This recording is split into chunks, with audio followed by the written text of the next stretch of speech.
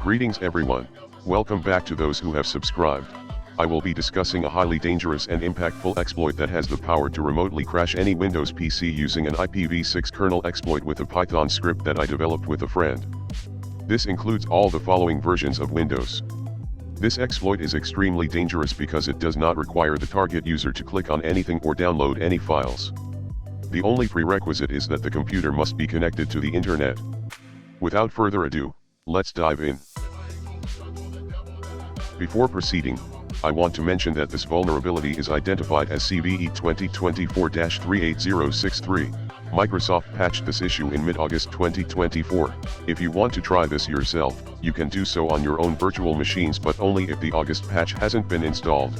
Proceed at your own risk, as this exploit can cause significant damage to your system. The reason this exploit is so destructive is that it targets the kernel level of the operating system, specifically the TCP/IP driver in Windows. By exploiting a buffer overflow, it corrupts memory, which almost inevitably results in a blue screen of death. A full technical analysis of this vulnerability is available on my website. Let's move on to the practical demonstration. To begin, I need to obtain the IPv6 address and MAC address of the target machine. While the MAC address isn't always required, my proof of concept code depends on it for this demonstration. Now, it is time to run the script. The first argument I need to provide is the network interface through which the packets will be sent. These malformed packets are what will be delivered to the target machine. In this case, the interface to use is Eth0. Next, I will copy the IPv6 address and MAC address of the target machine into the script.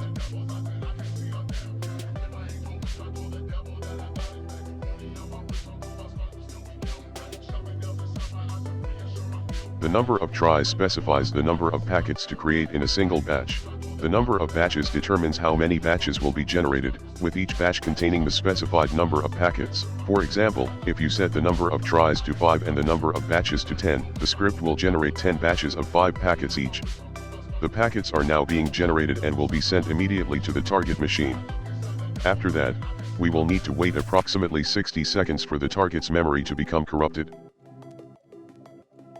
The reason behind this 60-second delay is detailed in my article, as it involves complexities that are beyond the scope of this short video. For now, I will fast forward the countdown to the moment when the machine gets impacted.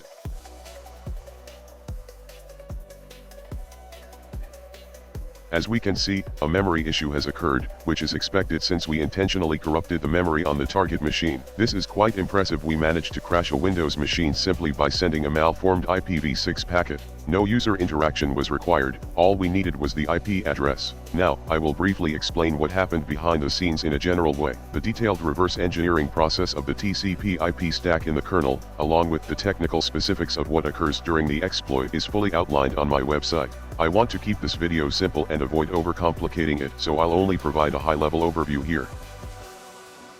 In the kernel, there's something called a buffer, which you can imagine as a container designed to hold data or packets. The size of this buffer is typically calculated based on the expected data size or specific protocol requirements. However, if this size is miscalculated or improperly validated, hackers can exploit it by sending more data than the buffer can hold. This overflow can overwrite adjacent memory, potentially allowing attackers to execute arbitrary code or crash the system, leading to what we call a buffer overflow vulnerability. Take a look at this beautiful drawing of mine where the data does not fit. So, where does it go now? The data that fits will stay in the buffer, but the rest will overflow and spill outside. Just like water, it will spill over, but in the case of a computer, this overflowing data leaks into adjacent memory. Now that we have the basics, there are mainly two types of actions we can take from here onward. This buffer overflow can enable an attacker to carry out an attack known as DOS, short for denial of service. This can lead to service failure, throttled speeds, or even crashing the entire system, just like in our case, resulting in a blue screen of death. In the specific case of the CVE related to this video, the buffer overflow resulted in a particular type of denial of service known as memory corruption. You can find a more in-depth analysis in my article. Feel free to contact me if you need anything. All the links will be in the description. Don't forget to stay safe, stay vigilant, and most importantly, keep an eye out.